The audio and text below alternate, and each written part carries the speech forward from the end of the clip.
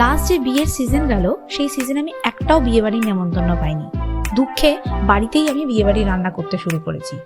সেদিনকে চিকেন ভর্তা বানিয়েছিলাম। চিকেনটাকে ভালো করে সেদ্ধ করে ফাইবারগুলোকে আলাদা করে নিয়েছি। তেলে গোটা গরম মশলা ফোড়ন দিয়ে ওর মধ্যে পেঁয়াজ বাটা, আদা রসুনের পেস্ট, লঙ্কা পেস্ট, টমেটো পেস্ট দিতে হবে। মশলাটা কষিয়ে নেওয়ার পর ওর মধ্যে ধনে গুঁড়ো, জিরে গুঁড়ো, হলুদ গুঁড়ো, কাশ্মীরি লঙ্কার গুঁড়ো, স্বাদ মতন লবণ ও চিনি অ্যাড করেছি। এরপর ওর মধ্যে কাজু, পোস্ত বাটা অ্যাড করতে হবে। তারপর চিকেন ফাইবারগুলো ওর মধ্যে দিয়ে সবটা ভালো করে মিশিয়ে ওপর থেকে চিকেন স্টকটা অ্যাড করেছি। কিছুক্ষণ ফুটে আসলে ওর মধ্যে কসুরি মেথি আর গরম মশলার গুঁড়ো অ্যাড করতে হবে। নামানোর সময় ফ্রেশ ক্রিম আর ধনেপাতা দিয়ে নামিয়ে দিলেই কিন্তু চিকেন ভর্তা রেডি হয়ে যাবে। এটার সাথে আমি নান খেয়েছিলাম, সেই নানের রেসিপিটা পরের শর্টসে আসছে। ততক্ষণ অবধি ওয়েট করুন এবং আমার ভিডিও যদি ভালো লাগে তাহলে অবশ্যই লাইক, শেয়ার অ্যান্ড কমেন্ট করবেন এবং সাবস্ক্রাইব করবেন।